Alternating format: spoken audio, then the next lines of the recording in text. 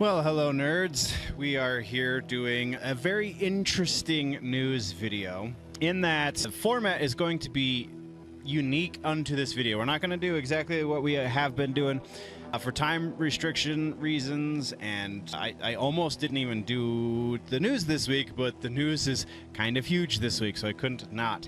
Internet's been fuzzy and like there's just no better way to do what we're gonna do. So prefacing this by saying we're either going to have a long video because there is very little in the way of notes kind of directing me. I just kind of grabbed what I could because I had a feeling, you know, there were signs that today's internet was not going to be good enough for our regular live video, because obviously we're not streaming live. We are recording live though, so I'm not going to be doing much editing. So like I said, either it's going to be a very long video where I ramble because I tend to do that, or it's going to be a shorter video because I just don't have the words to which, you know, isn't exactly like me at all now, is it? So that being said, we have a bunch of news to talk about this week. I don't even know where to begin aside from just doing this thing.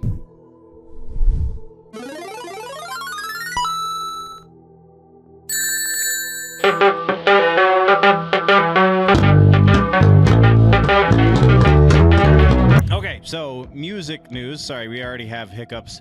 A couple of technical issues, but either way, music news. We have, starting off this section, we have the announcement of Atreyu's 21st birthday for The Curse record.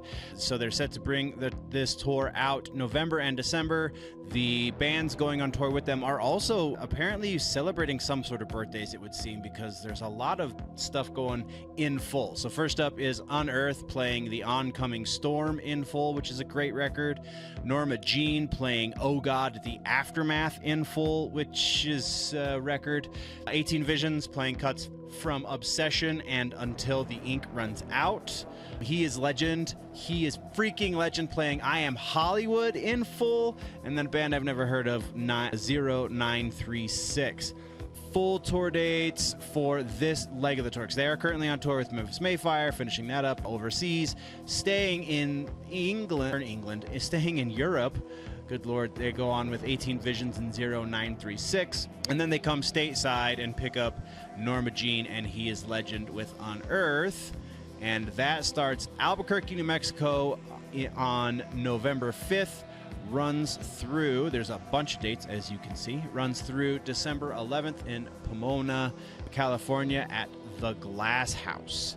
So yeah, there are a lot of dates on this tour. That is a hell of a lineup. You have Unearth, Atreyu, 18 Visions, and He is Legend. I could go either way on Norma Jean, and I have zero idea who 0936 is. So that's what we have for that one. And then we also have in tour news, if I can find it. There it is. Tour news here. We have Nile going on tour with Cryptopsy, The Last 10 Seconds of Life, and Cognitive.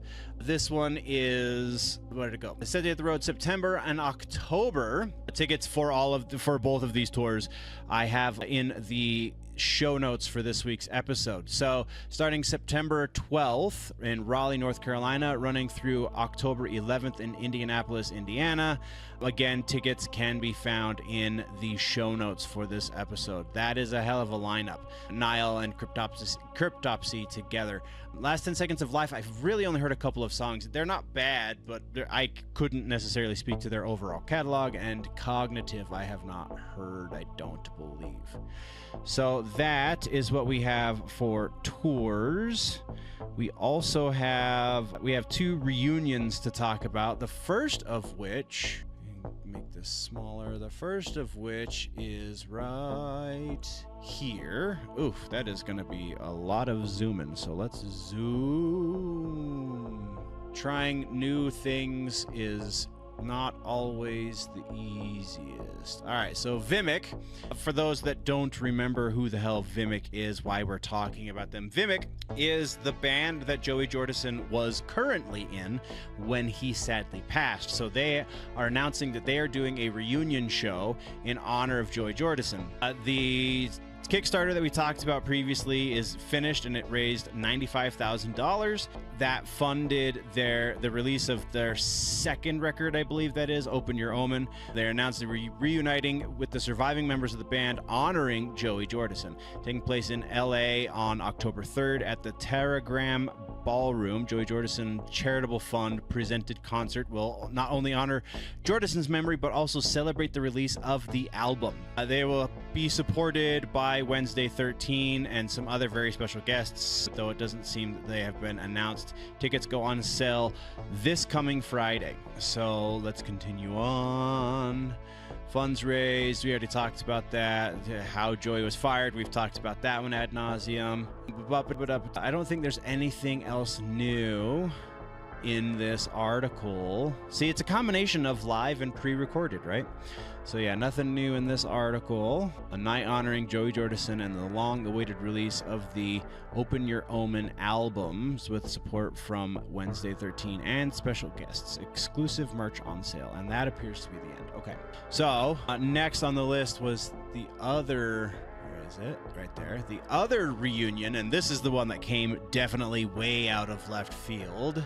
Zoom so we can read. This is Primer 55. Primer 55 is a band that they had one, as far as I know, maybe it was two, but the only one I can remember is Loose. They had at the very least that one kind of record, the hit record that was on like alt rock radio stations and metal radio stations and stuff. That was the track that I put on a bunch of mix CDs back in the day, and they were just kind of like middle of the crowd kind of new metal. New metal. So this is a reunion, but different than the last reunion. I'm pretty sure we mentioned the last reunion, but that was a few years ago at this point. So let's just kind of brush up on this, shall we? After two hiatuses, Primer 55 announced they're back again with Donnie the Derp Polinsky resuming his role as vocalist, with Bobby Burns on guitar, Joshua Toomey on bass, and Preston Nash on drums. Lineup is vastly different than what it was ahead of their second hiatus. Bobby Burns was still on vocals, but Darren Walling was on bass, Heath Shaw on drums, and Joey Busciglio on guitar. However, Primer 55's third reunion is filled with the band's alumni. Nash was in the band from 2001 to 2003. Toomey played bass in 2003 and then again in 2007 to 2010. Donnie the Derp fronted the band in 2008 to 2010, and Burns has remained throughout. The first hiatus, Primer 55 went on reportedly due to issues with their record label, as well as conflict between band members. Was widely documented the founding guitarist Jason J. Sin Luttrell struggled with addiction that contributed to the deterioration of the band. They tried once more. However, Luttrell's struggles persisted. The band decided to disband once more and scrap the record they had been working on. Sadly, Luttrell passed away in 2018. Bassist Joshua Toomey took to Facebook earlier this afternoon to post it. This afternoon being, let's scroll up and see, when was this article from?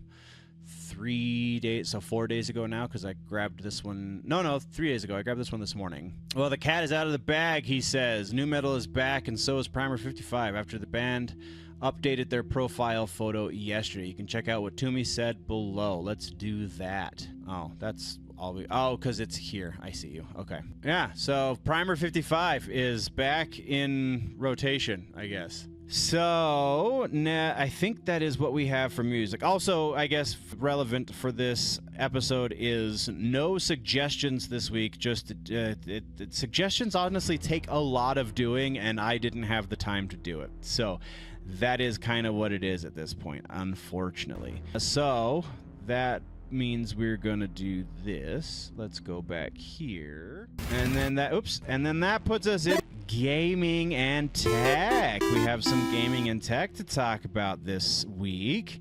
I don't know exactly how this one's gonna go because I didn't double check this section, so I apologize, because we're very likely going to be running into... Oh, there it is. Huzzah! First thing on the list is Hollow Knight Silksong. This is almost rumor fodder here. Oops, hey, let's get back into this, shall we? This is almost rumor fodder at this point. We do have a lot of stuff happening this week, specifically today. Was it today? Pretty sure it's today as I'm recording. Today we have the Sony State of Play is happening today. And then we have a bunch of other stuff happening. Honestly, over the course of the next 2 weeks is going to be huge for the gaming and tech industries. Or gaming and tech section of the show, anyway. So, Hollow Knight Silksong, there are rumors, there's rumblings. It's a little bit more than rumor at this point for what exactly is coming next, when this game is coming out. So fans are thinking that the game is finally set to be released following a new update on the game. 2017, Hollow Knight was released to critical acclaim, blah, blah, blah.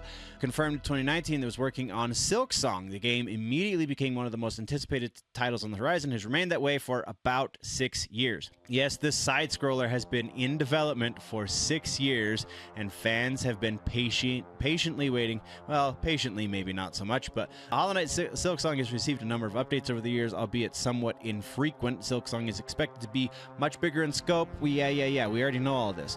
After prolonged silence, there we go, fans just got an update that made them very excited. As spotted by Wario64, Silksong's SteamDB page received updates to its packages for the first time in 15 months. If this was any other week, fans would probably be a bit more skeptical, but updates coming the Summer Games Fest and the upcoming Xbox Showcase very, very soon. Silksong was confirmed for Nintendo Switch 2 as well, with an expected 2025 release date, and the Nintendo Switch 2 launches this week. Also, seems like there's a chance Silksong will get a shadow drop release sometime That, I think, is going a little too far out on a limb. Will it be in the next month? I would think that would be for sure. They will probably announce it at one of these big events, but the release will probably, I don't know, it could be same day announcement release. That could happen, but I don't see that necessarily happen. I more see them make the announcement and then talk about play next week on your console or whatever, because they're hopefully moving for a physical release as well, since it's going to the Nintendo Switch 2, and that is going to be an option. So that's what we have for Hollow Knight Silksong. Let's return to the notes and see where the hell we're supposed to go next. After Silksong, oh, hey, now we gotta split. Yep, that's right. We gotta switch over to this screen. Ooh, look, we've never done this one on a news show before. So we have Splitgate has announced that they are going to be exiting. Oops, that is not what we wanted. We wanted this. Haha! And I'm probably gonna turn the volume down so I can hear myself think. But we have Splitgate moving into proper Season 1 and out of beta as of this Friday. As of June 6th. Yes, Season 1 begins June 6th. This is kind of the season release trailer, if you will. That sounds like Benjamin Todd. It's not, but it kind of sounds like him. Don't let your past define your. We will all be judged same someday. Life can get hard sometimes, I know. You gotta get up and straight. All right, I think we're gonna mute that. Anyway, so Splitgate is leaving beta already. For the first game, it left a year or something like that to get out of beta. This time, we had a couple of weeks for beta, and now we're jumping right into the proper season, which means hopefully we'll get the map editor very, very soon, and lots of really awesome customizations. Or you can just play straight up, because the customizations are purely cosmetic. And that is, there you go. There will be something at Summer Games Fest for it.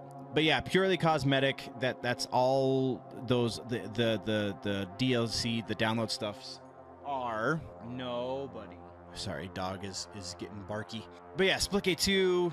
If you haven't played it, you absolutely should. If we were going to have a suggestion this week, it would probably be that again, but we didn't. So I think we have another gaming trailer up next. Is that accurate? Gaming. Yes, we have the Battle Marked is what we're talking about next. So let's go into that. Let's pause for a moment. So we're going to turn the sound on. If I can find where the hell I'm going. Okay, so let's turn that sound back on. And this is Battle Marked. This is a new D&D game that I think we talked about when it was originally announced. I didn't fully understand what it was. Now it looks like just like a digital tabletop game, which kind of looks dope. But I haven't watched this trailer yet, so let's go. From the depths of Neverwinter Wood, 4 battle-marked heroes will find their courage tested. You must protect me! It's vital I reach the elves or it'll be war! We need to protect Lord Elmer somehow. I think we need to team up here. Yeah, so like turn-based online, obviously, tabletop style, because these are all like made to look like minifigs. So that's pretty cool. They set out to save one man, but they just might save the world. Save the world. The AI voices are a little bit much, not gonna lie. Card-based too, that was the other thing I was gonna say, is the card-based stuff. I don't know, I feel like that I've never played D&D card-based. I've also never played D&D with figs. I've always just done graph paper. So this is all very new to my D&D experience. Really cool though. Only 20-sided those die. and bound by fate can defy the chaos that threatens to consume all. Battle Marked begins late 2025. Steam, MetaQuest, and PS5. Not on the Xbox. That's unfortunate. Demio, Dungeons and Dragons, Battlemark. Oh, that's why it's figs, because of Demio. I totally forgot about that. It's in the freaking title of the video. Anyway, so yeah, that's what we're looking at for D&D Battle Marked. It looks pretty awesome. Probably have to get it on Steam if I end up getting it, but that is where we're at with that. Next on the list, we're still in gaming and tech. We have some regular ass news. Oh, hey, that's right. Okay, so let's go. Let's switch back over to our reading stuff. Where the hell are we? Reading. We're gonna go here and do. Where are you? A little preview of the stuff that's coming up. There we go. 007 is where we're going next. We have a new 007 game announced from the developer that brought us Hitman. Scroll faster. This is coming, it's called 007 First Light, previously known as Project 007, been announced by IO Interactive, who is the studio that brought us the Hitman series. James Bond, one of the biggest characters of all fiction, having over 60 years of cinema under his belt, numerous novels, and a bunch of great video games, and some not-so-great video games. However, Bond has been MIA in the gaming industry for over a decade now. His last AAA title was 007 Legends in 2012, with the release of the Skyfall movie. Blah, blah, blah. No likely Summer Games Fest on Friday's Xbox Game Show Showcase on Sunday. One of the two is where we are assuming we're going to get official like trailer and first look. But First Light 007. So right now we don't know much about the game. IO Interactive has made some light teases about 007 over the years, but we're not exactly what it looks like. Will it be very action heavy, more espionage-y? Who's to say? We have other rumors that are going to be factoring into this as well that we'll get into in the rumor mill that I'm super stoked for also, but that's what we have on that one. Let's move next into, is this the next piece? I think this is the next piece. It's gonna be the next piece either way, I guess, but yeah, we already talked about the State of Play. It starts airing on Friday. Starts airing today, actually, later today. I haven't, as I'm recording this, it has not yet started. So, but right now we're talking about AMC. AMC is doing some dirty. They're seeing what Netflix is doing, and then they're stepping up a little bit over what Next is doing with their AI. So AMC is going to be using AI to generate marketing images and pre-visualization on projects. Marketing teams and pre-visualization artists working with AMC Networks might need to be on their toes. The company has reached an agreement to generate marketing images and pre-visualize projects before they enter production with Runway's AI tech. Runway is going to be doing this now. Some other Hollywood companies such as Lionsgate and Harmony Koreans, unfortunately named Edgelord, have agreed deals with Runway as well. Other studios are said to be testing models from various generative AI companies. According to The Hollywood Reporter, however, AMC is the first cable company to agree. Oh, I thought this was for AMC Plus, their streaming service. So never mind the Netflix comparison. The publication notes that AMC's profits dropped by nearly half to $63 million in its most recent earnings report. Wow. At least for the time being, AMC is not planning to include AI-generated images in its shows. However, the company that brought the likes of Mad Men and Breaking Bad to the world thinks it'll be able to sell viewers on shows and films using AI-generated images. Oof, I don't know if that's a good way to go, but yeah, the AI apocalypse has begun, as Tim Pool would say. That is nuts. Let's continue on. I think we might be done with gaming. Yes, that is the end of gaming and tech. Moving back into this shot, we have next is all right. So comic books is happening. Oh, did I really just? Yep, it's on all the tracks, and we're not going to be able to fix it now. So we kind of just got to deal with it, I guess. Sorry for the loud noises. I just realized what I had done with the audio. Yeah, poop. Okay, so kicking things off in comic books and books, we have Street Sharks. The 90s animated TV show is returning after 20 years. We have Mattel and IDW Publishing coming together with a 5-issue series written by Stephanie Williams. Williams wrote Nubia and the Amazons, and then art by Ariel Medel, who previously worked on TMNT versus Street Fighter. The show originally debuted in '94. This is the first new release for it in over 20 years. And yeah, it's just going to be a huge thing. Celebrating 30 years of the animated series, Street Sharks has become a cult favorite, and fans have been chomping at the bit to see more of the crime-fighting brothers Ripster, Jab, Streaks, and Big Slamoo, said Ryan Ferguson, global head of publishing at Mattel. We are thrilled to continue the legacy of the franchise and dive deeper into the waters with IDW to extend the world of Street Sharks through new comic books. That is great. I am here for it. Let's freaking go. All right, so next on the list for comic books is... Oh no, I just lost my place. Comic books, there we go. Is this one. No reading ahead, class. All right, so next up is Athon and Vault. Athon is a new upcoming publisher, new book publisher that primarily focuses on science fiction and fantasy, as well as audiobooks. They've acquired a majority stake in Vault Comics, according to Forbes. Athena and Vault previously partnered for other adaptations of each other's material. They now partnering even more. Vault continued to be run by CEO Damien Vossel and CCO Adrian Vossel, while Athon's Rhett Bruno and Steve Below will be joining the Vault board. Terms have not been discussed with the public. Previous Vault investors include Jeff Ubin, UTA, Crush Ventures, and Metallica / Black Squirrel Partners, who will all also continue to be involved in the venture. Currently, they have a bunch of music crossovers involved, not the least of which being the new comic book from Post Malone called Big Rig, which is interesting. They also... Athon Books is a fast-growing publisher, with such authors as Paul Anthony Jones, Joshua Gayu, Rick Partlow, and actor Lou Diamond Phillips. They have also partnered with Webtoon to create scrolling adaptations of their various series. So yeah, pretty big acquisition, and not really full-on acquisition, but close in the world of comic books, especially in the world of indie comic books. Next up in the list is Nightmare. Let's talk about The Nightmare Before Christmas. Zooming in. Graphic novel. Sorry, I can find words, I promise.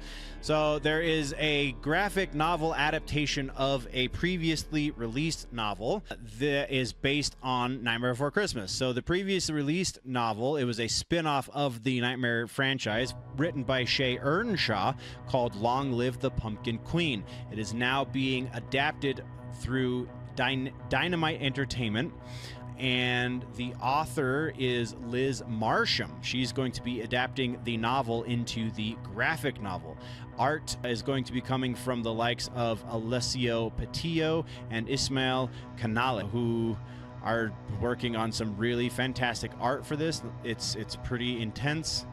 And then the cover art is coming from Jill Thompson, who has previously worked on the Sandman series as well as Scary Godmother. This looks like it's going to be freaking awesome. Basically, the story, the real quick synopsis of the tease into the book. Graphic novel begins after the film with Sally escaping the domineering clutches of Dr. Finkelstein and marrying Jack, her true love. Sally is officially the Pumpkin Queen of the realm, but as much as she loves her skeletal husband and closest friends, the imposing public spotlight and weight of her newfound royal responsibilities feel like a new form of captivity. Everything begins to unravel and spool out of control when Sally and trusty Ghost Dog Zero discover a hidden doorway leading to the previously unknown Dream Town. As worlds collide, the resulting cascade of calamities risk jeopardizing her new position as the Pumpkin Queen and the very foundations of her world. To save her beloved home and find her place and comfort within it, Sally will have to summon all of the strength within her seams, with Zero to help, or else the future could become a nightmare without Halloween. That's pretty awesome. Like, the art for this looks really great. I'm super excited for this. I really dig. Oops. That's not right. No! I just lost it. Oh no. All right. Well, I think that's the end. Oh no, we have one more. Of course we have one more. So that means I have to go open this. Oh. Where the hell are you? Right. There it is. So our one more, if I can find the app to open it properly. There we go.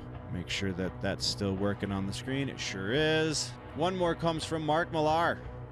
We have Millar is not a Millar World book. This is, in fact, a bit of a side project. So the team that brought us the Kick-Ass books, Mark Millar and John Romita Jr., have announced that they are going to be reteaming on a book called Psychic Sam, a violent Minority Report-esque action series about a vigilante who hears a voice telling him the names and addresses of future murderers. There is a Kickstarter campaign going right now. You can find a link to it in the show notes.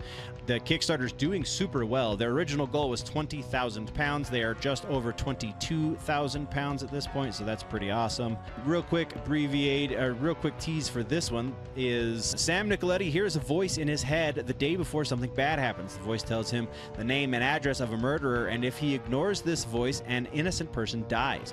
At first, he thought he was crazy, but as the bodies start building up, he realizes he needs to do something, and after a while, he hears about a murder that's so horrific, he needs to intervene. What would you do in this situation? You call the cops and they think you're crazy because nothing bad has happened yet. But unless you take matters into your own hands, innocent people are going to suffer. And then arguably, if you do take matters into your own hands, then still innocent people will suffer because the person who was going to commit this crime has yet to commit this crime and therefore is still innocent.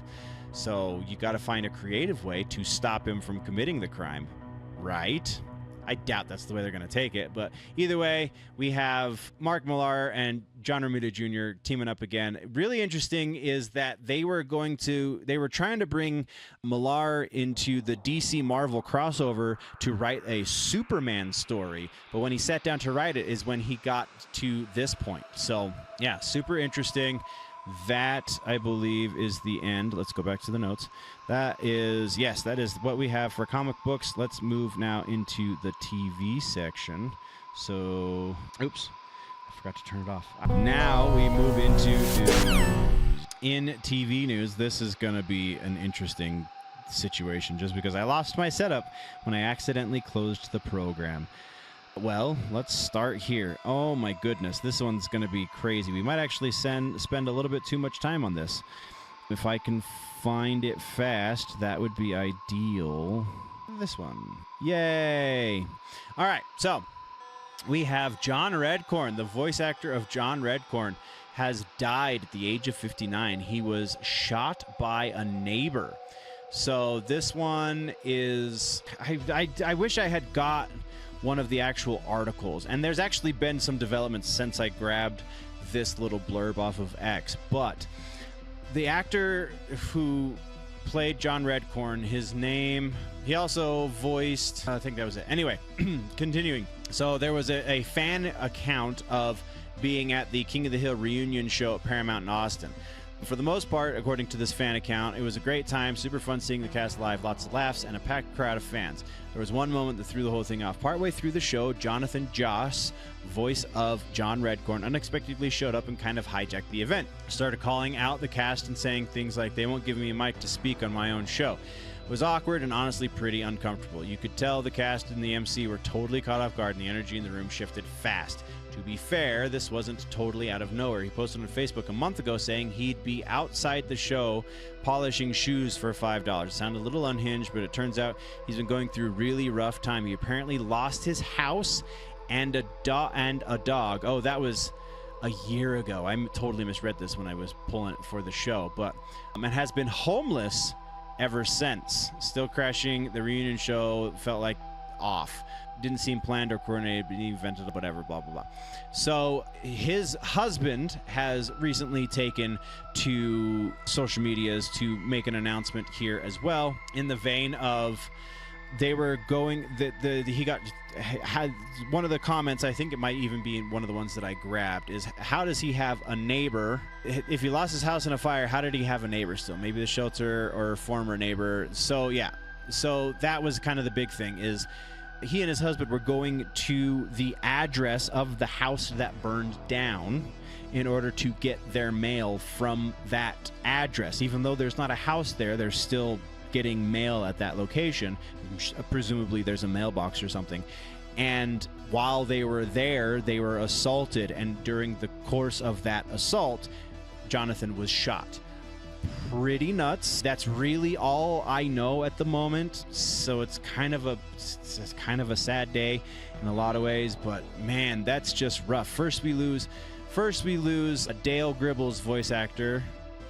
Now we lose the voice actor for John Redcorn. Yeah, it's... And also, I guess we got a little bit of an update. I don't know if I haven't been able to verify this, but the actor who voices Cotton will now be voicing Dale. So there's at least a little bit of an update. That's not a total bummer. But yeah, there's the John Redcorn bit. Next up is Doctor Who. So, did that work? Oh, it totally worked. Awesome. All right, so we have Rose. We have Billie Piper being the face of Doctor Who at the end of season 2 for the Disney run seasons.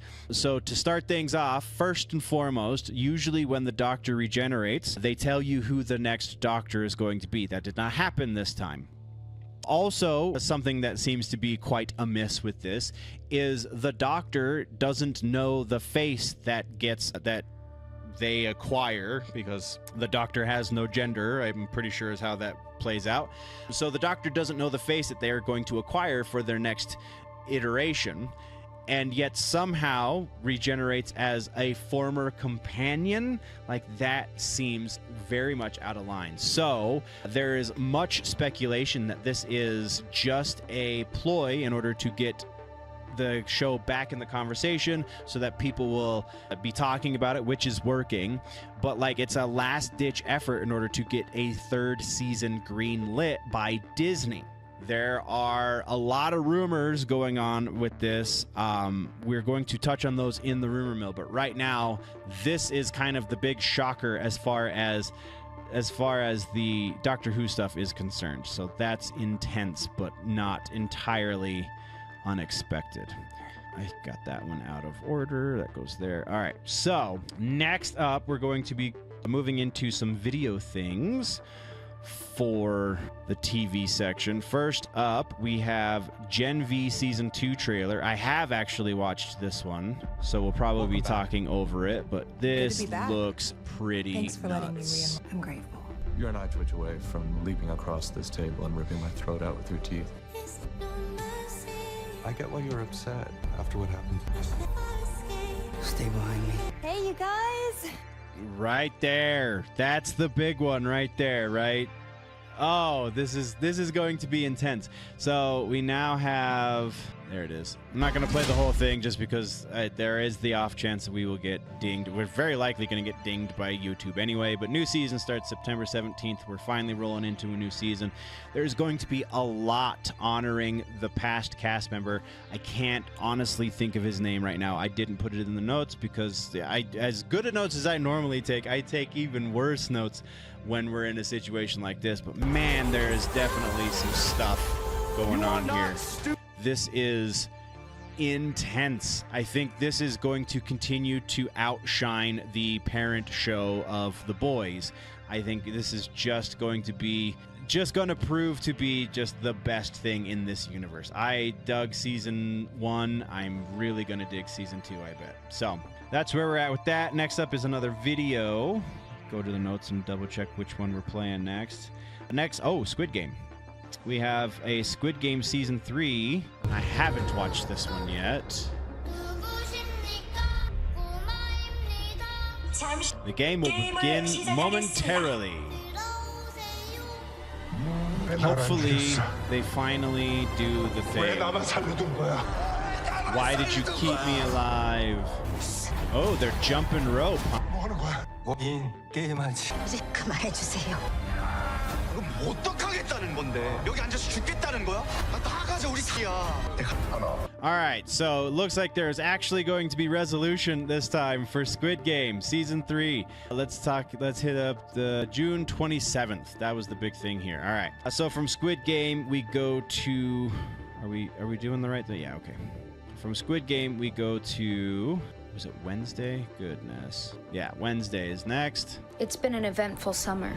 First 6 minutes of season 1, or season 2 rather, apparently. I'm tied up in a serial killer's basement. He said nightmares don't come true. Bright copper kettles, warm woolen mittens. He's under the delusion that I'm his next victim. Brown paper packages tied up with strings. I'll let him cherish that notion while I explain my predicament.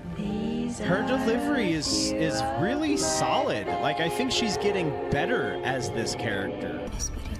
I spent my vacation mastering my psychic ability. All the answers were in Goody's book of spells. With my ability now under control, I set my sights on an obsession I've had since I was 6 years old. You're gonna have to watch it to get the whole thing, because we're not gonna just do the goes through. America's most elusive serial killer. To psychically locate him. Oh, this is gonna be awesome.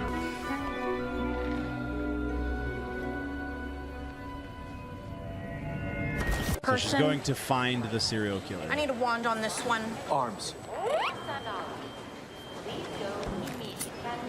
Which part of prohibited items don't you understand, young lady? The part where you believe that cramming hundreds of people into a metal tube flying through the air creates some sort of utopia where weapons aren't needed. We get a bag check over here? Yeah. It's Thing! I'm headed to the Junior Embalmers Convention. I have no idea how that ended up in there. This is over 3.4 ounces, which means it's a big no-no.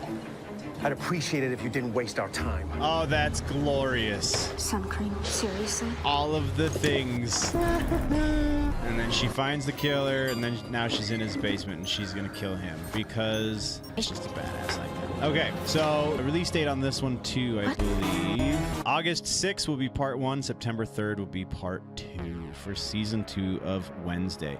And then we have Stranger Things. This one we probably will watch the whole thing for, just because I haven't watched this yet. It's gonna be great. It's a long time that we're waiting for it. I've been told there's not much new footage here, so that kind of sucks. Just Will screaming, apparently. All of this started. Everything changed. We failed, but we need to be ready. Volume 1 is November 26th. Volume 2 is Christmas, and then the finale is New Year's Eve. And they're all gonna be longer episodes, so it's going to be one hell of a December. Oh, wow. Wow. Okay. So there is a lot to unpack there, but we're not going to necessarily unpack that here. But we got those dates, so we're talking about. Let's move into... we have an article for some regular-ass news in the TV streaming section. Let's go pull that up real quick. Right there. So we got a word from Disney. Let's make sure we're on the proper screen here. We got word from Disney that streaming is dead, apparently, according to Tony Gilroy. So Tony Gilroy drops bomb while reflecting on the time that he worked with Disney on Andor. The creator reveals Star Wars series cost a whopping $650 million for 2 seasons. Yet by season 2, Disney told him, quote, streaming is dead, unquote, and there is no money. Despite the massive budget, Gilroy says the shows are made without interference, but the reality behind the scenes shows just how broke Disney Plus really is, and which we know also includes Marvel. Gilroy didn't hold back while speaking about the making of Andor. He exposed just how much Disney spent and how quickly things changed behind the scenes via IndieWire. Quote, I mean, for Disney, this is $650 million, he said. For 24 episodes, I never took a note. He said, F the Empire in the first season. And they said, can you please not do that? In season 2, they said, streaming is dead. We don't have money. We don't have the money we had before. So we fought hard about the money, but they never cleaned anything up. That freedom comes with responsibilities. Gilroy's comments line up with the recent reports about Disney slashing budgets across the board. Disney CEO Bob Iger has confirmed streaming lost the company $4 billion. Iger also said Disney would be pulling back on both Star Wars and Marvel. The nail in the coffin for just Star Wars on Disney Plus was The Acolyte. It reportedly cost north of $200 million, which didn't support the low number of fans that tuned in. The Acolyte was quickly canceled. However, in its effects were felt by Skeleton Crew, which didn't make the Nielsen charts. First for a Star Wars show at Disney Plus, resulted the failure of The Acolyte. Reports surfaced that Disney would only be releasing one Star Wars show per year. Disney Plus only has Ahsoka Season 2 currently in the works. It's the same story from Marvel on Disney Plus. Kevin Feige's post-Endgame agenda has been a complete failure, following wasting billions of dollars on shows nobody watched, like The Marvels, She-Hulk, and Secret Invasions. Fans tuned out and didn't tune in for Daredevil Born Again, which is the first MCU show on Disney Plus not to make the Nielsen sound charts. Up next from Marvel on Disney Plus is Ironheart and Wonder Man, two more shows that look to be big busts. While Daredevil Born Again was said to be retooled, they didn't go far enough. Season 2 is looking like more of the same. Per Gilroy's comments, as part of Iger's pullback, the budgets have been slashed, which is evident from the Marvel shows that failed, such as Echo, Agatha, and Daredevil. Gilroy had a lot of pull thanks to who he is and the fact that he saved Rogue One. How the cuts impact Ahsoka Season 2 remains to be seen. If it's anything like how they have affected Marvel, Ahsoka could be in trouble. It's already been rumored that Season 2 will be the last and that Ahsoka will get canceled. So, yeah, Disney even says that streaming is dead. That is admitting defeat right there, ladies and gentlemen. I think that is the only piece we have for regular ass news. Let's get into movies. Yeah, movies is next. Let's go. So, this week in movies, basically a bunch more trailers. We have a couple of follow-ups. We have... Oh, I guess that's... Yeah, whatever. We'll get into it.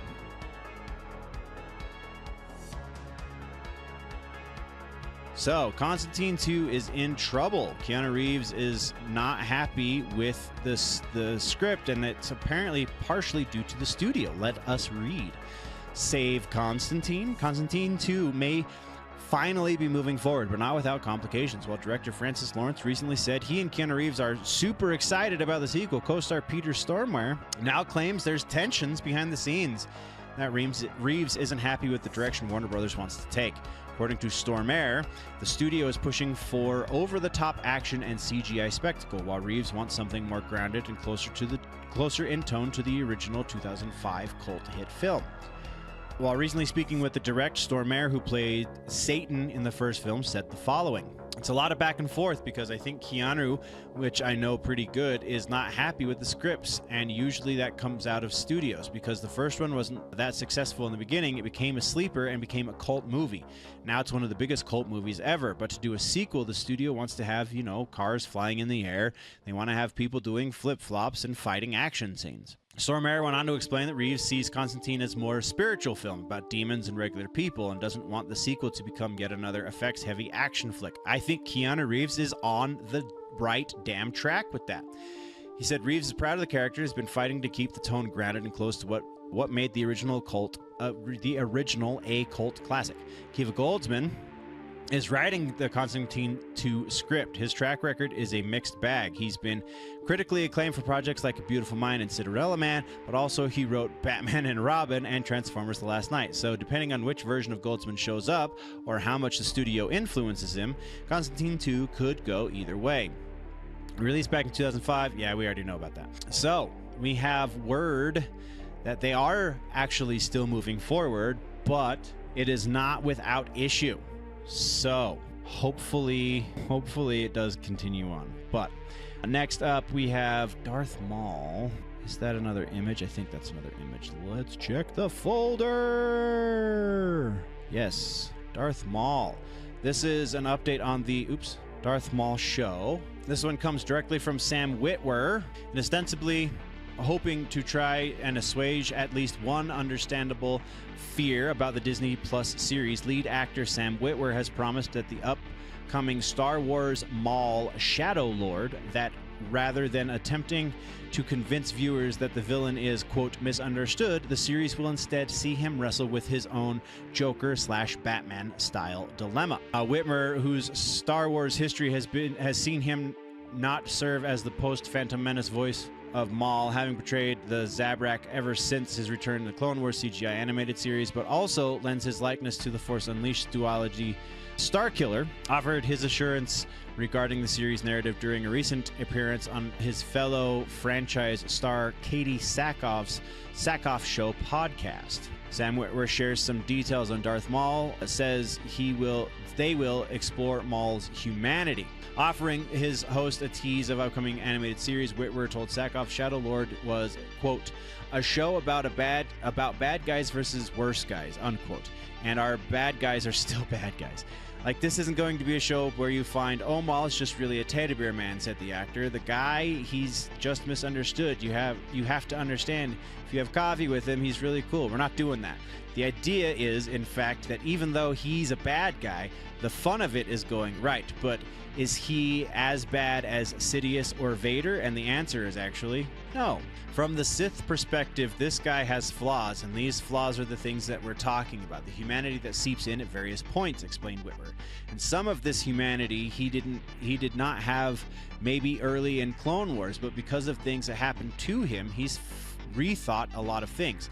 For example, Witwer then offered up, this is a guy who knew that the Empire was coming, and he was a part of that. He was supposed to be part of the Clone Wars. He was supposed to work with his master. They were going to bring about the destruction of the Republic and the destruction of his hated enemy, the Jedi Order. He was raised to hate them. He was trained his whole life to destroy them. Well, now we have a show where, okay, all of that was done, but Maul, you still killed a bunch of Jedi during the Clone Wars, but you did not work with Sidious. You didn't know the whole plan. In fact, you got so scared about this plan, tried to stop it at the last second, as portrayed in the 2014 comic book Darth Maul, Son of Dathomir, itself adapted from a Clone Wars animated series storyline that was scrapped due to the series' initial cancellation in 2013. Now the Empire is here, which Maul would have known that was his master's intent, but now that he's seeing it, he's like, is this what he had in mind? Because this isn't what I thought it would be. This is a little scary, he further detailed. Maul comes from a time of swords and sorcery and magic and knights, and now all of that color is being sucked out of the universe by this mechanized empire, what we're elaborated. And Maul's like, is this right? Is this the universe that we were trying to build? And it also becomes a little more boring when that's the universe of the Empire, what we're next posited. Look at the Stormtrooper division in comparison to the clones. The clones learned under the Jedi to become their own people and stuff like that. But the Stormtroopers, whenever we performed them, and I've performed a lot of Stormtroopers over the year, we try to perform them as if they were they have this soulless nature. They're always just sort of like this. And then what if when they're talking to each other, they're talking about some weird, mundane, mechanized stuff? Their humanity and their individuality has been pulled away and sucked away by this empire.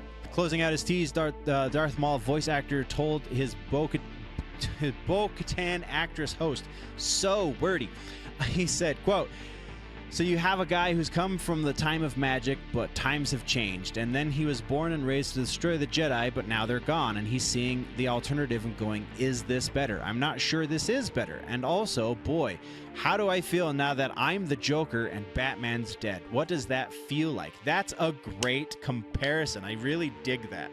Finally, pressed by Sackhoff as to whether Shadow Lord's Joker Batman-esque narrative would feature, quote, any good guys, unquote, Whitmer asserted, yes, there's a lot of new characters in the show. You have characters who are absolutely far more moral than Maul that get caught up in some stuff sometimes. In fact, with him, and the interesting thing is, can they work together? How do they work together? Do things go wrong? Is it very tension-filled story that we're telling? At current, the animated Darth Maul Shadow Lord series is set to begin questioning the Empire's rise sometime in 2026. That sounds awesome. Like, legitimately awesome. I'm super stoked on that one. And then I think this one's just a real quick. We have official word that If I can find the image. Oh, I don't think I have it. Nope, I don't have it. But we can still talk about it real quick. Phasmophobia is officially getting a movie adaptation from Blumhouse. So there's that. All right. Next up, let's kick over to some more trailers. First up on the trailers list is... where'd it go? Megan 2.0. Yes, it's me. What a shock, etc. My path to personal growth has been paved with disappointment. I think we can agree that my biggest mistake was that I cared too much. Actually, the biggest mistake you made was murdering 4 people and a dog. All right, I'm gonna put this in terms you can understand. I'm not the only killer robot. Whoa. Amelia's stronger than you can imagine, and she's coming after anyone who can stop her. Oh, now they're gonna do... including you, Gemma. Which, you know, bummer. But to get to you, she'll kill everyone you love, including Katie. Amelia didn't think of one thing, though. Here's a clue. It's Megan, bitch. So now they're turning her into the good guy. I take almost no pleasure in this. Why would you want to help us after they're what we going did to you? Terminator with it. I was programmed to protect Kate. He's the only thing that matters to me. I guess I must be your chance at redemption. I'm sure you had no intention of murdering people, right? Right? Megan. Hold on to your vagina.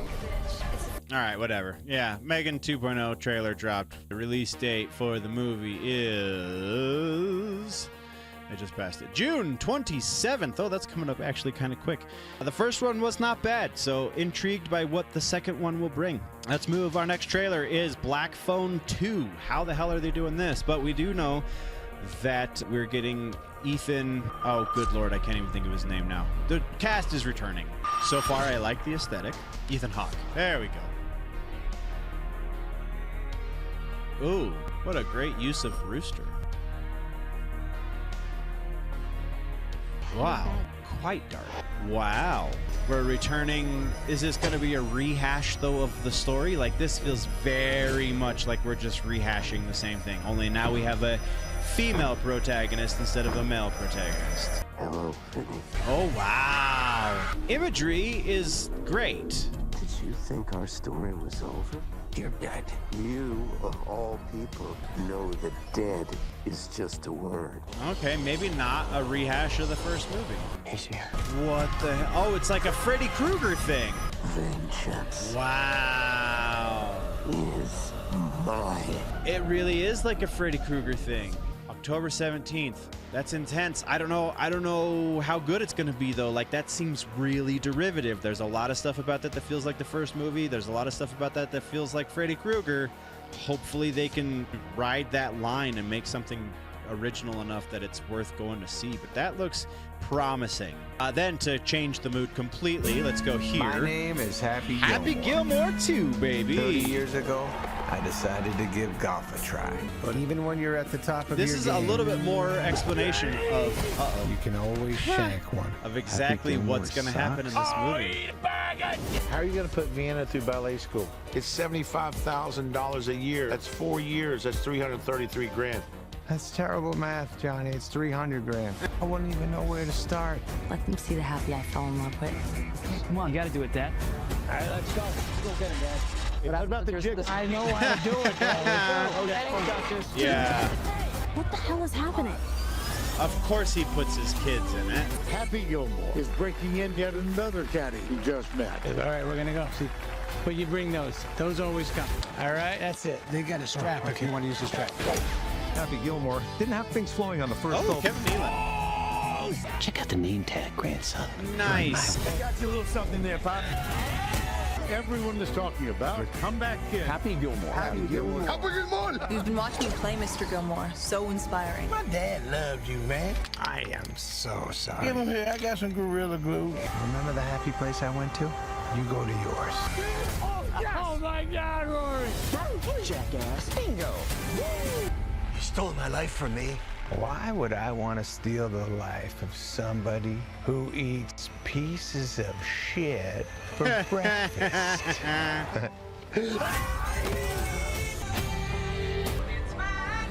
July 25th. All right. Yeah, that one, we had to watch the whole thing. I'm sorry. All right, so then the next one that I'm super stoked about, and this is the last one, is Frankenstein. Guillermo del Toro's Netflix Frankenstein. I have watched this, so we're gonna skip around a little bit. Is fact. We know who Guillermo del Toro is, but we get a much more faithful adaptation of the book than we're used to. We see, where is it? Oh, his lab. Look at that. We also see the monster. Mia Goth is in everything. Come on, show it. Seeking life. There's the monster, kind of. We get a better. I created There we go. Right here. So Jacob Elordi, I believe, is who is playing the monster, and oh wow, I'm super excited about this one because the monster in the original book is very eloquent and speaks very well and is not some dumb thing. This is awesome. This is gonna be great. I cannot explain to you how great this is going to be. And then we have a piece of regular ass news to talk about. Oops, I pushed the wrong button. Piece of regular ass news to get into, and that comes in the form of a new horror movie called oops, why do you do that? There we go. Covet is the name of this one. So we have Bill Moseley and Kane Hodder are joining forces once again to create a new movie, or to be part of a new movie called Covet. So the article that told us about this comes from Bounding into Comics, and it reads, monster rallies have been a part of cinema history ever since Frankenstein bitch-slapped the Wolfman back in 1941. It's when two or more popular horror heels from separate franchises, but generally owned by the same film studio, cross over into one movie for an epic showdown to find out who's truly the baddest of the badasses, apex killer of all killers.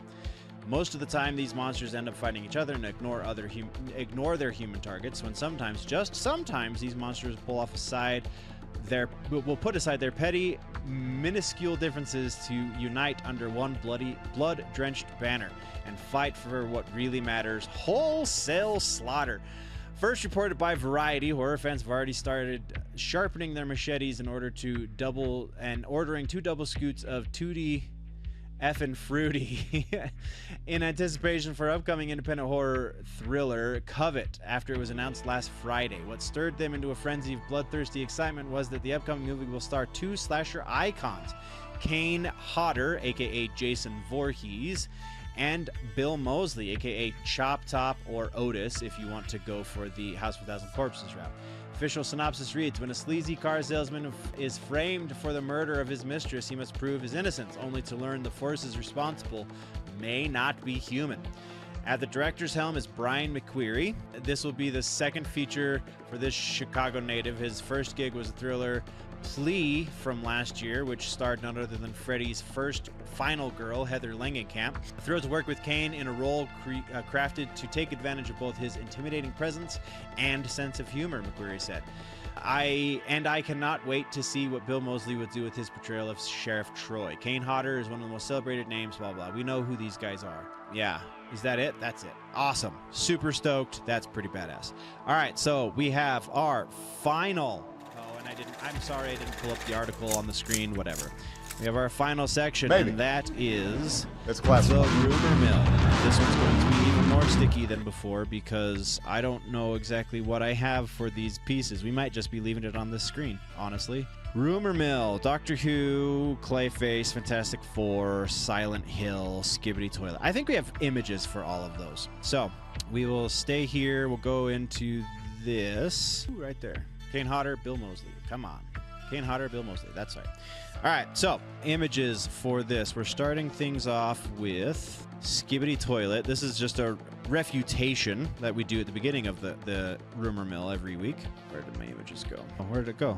No, there it is.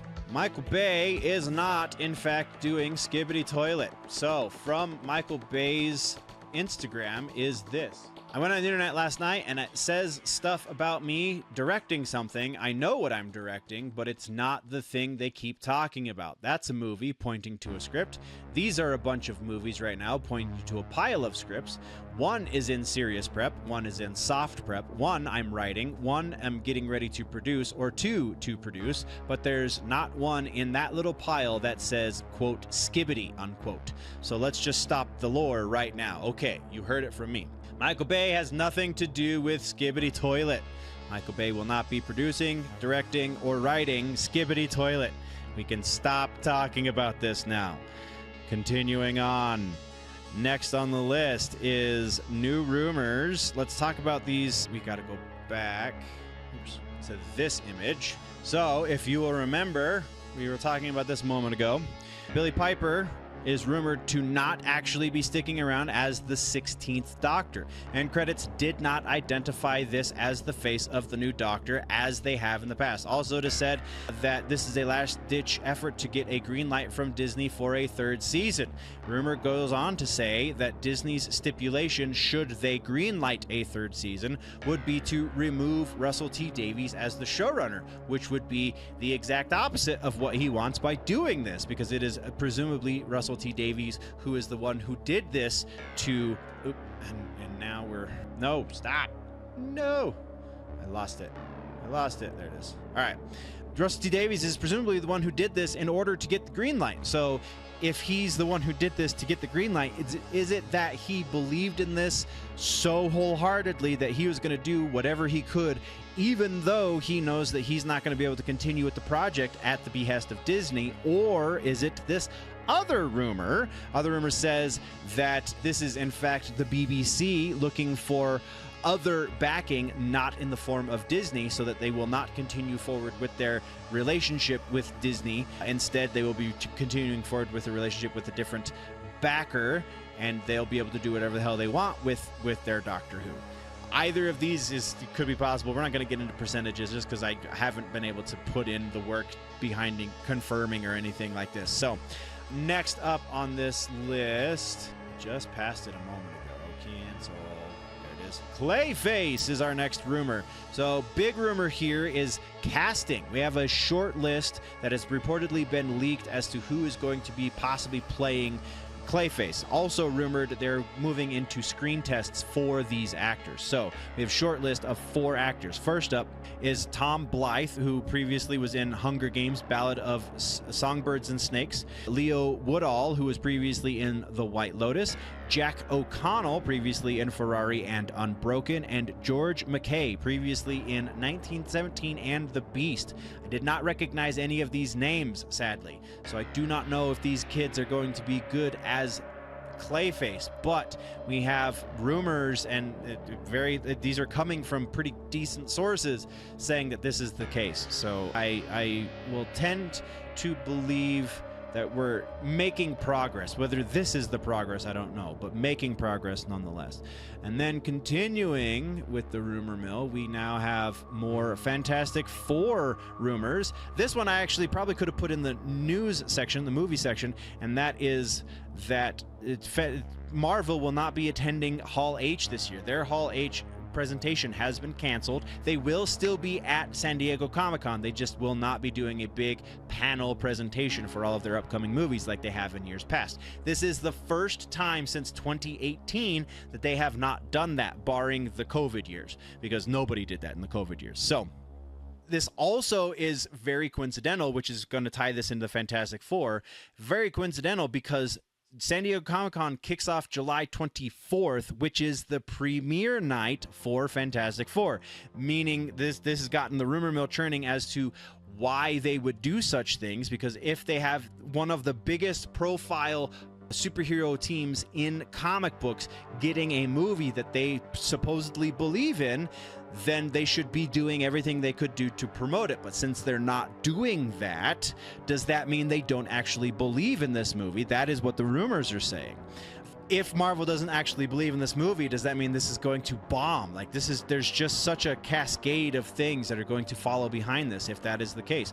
Honestly, my personal belief is that it's not that they necessarily don't believe. It's that because Feige is trying to put his house back together, he did not also have the time to put together presentation for movies that he knows are going to probably not do as well as they should anyway.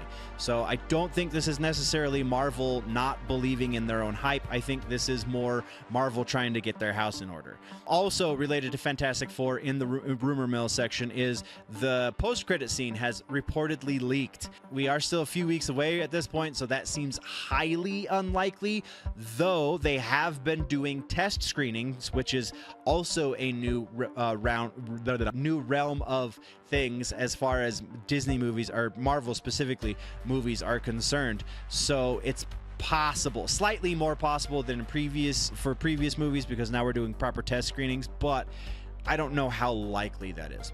And then our final, do I have an image for this one? I bet I do. Oh, I have an article. That's right. Silent Hill.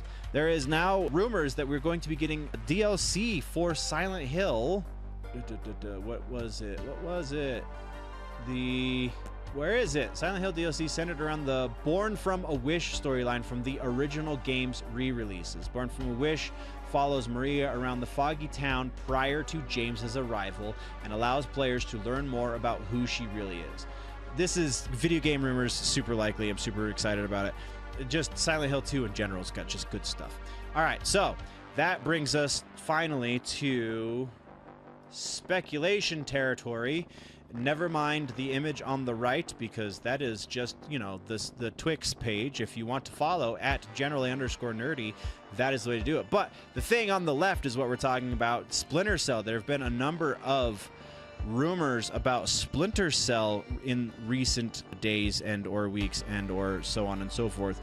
Splinter Cell is reportedly getting a reboot of some sort, though it is worth noting that this image is taken from Pandora Tomorrow, I'm pretty sure, which then brings me to my speculation.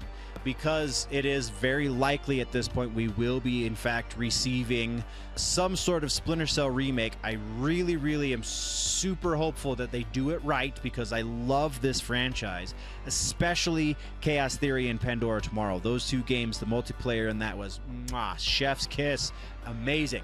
So, but this image not being from the original Splinter Cell, but being from Pandora Tomorrow, has me speculating, and this is my personal speculation, that they are going to be remastering the first 3 Splinter Cell games, which would put us at Splinter Cell, Chaos Theory, and Pandora Tomorrow, respectively. I'm pretty sure.